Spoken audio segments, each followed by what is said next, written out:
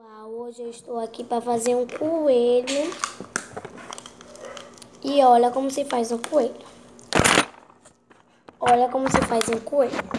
Você pega a cola de isopor e pega um tecido dessa corzinha aqui, ó. Oi. E bota esse tipo de algodão aqui, ó. Qualquer algodão. Você pega, põe a cola e faz o rabinho.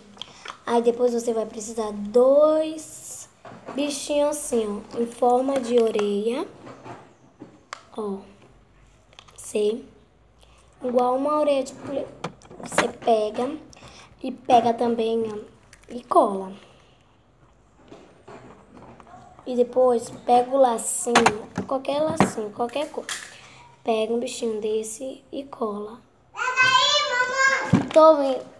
Aí você cola um tecido verde, qualquer cor, ó, cola no rostinho, cola tudinho, cola as partes inteiras. Olha como ficou o formato do bichinho que eu fiz. Ah, um coelho, né? Gostaram? Se vocês gostaram desse vídeo, clique gostei. E se não gostou, clique não gostei. Tchau!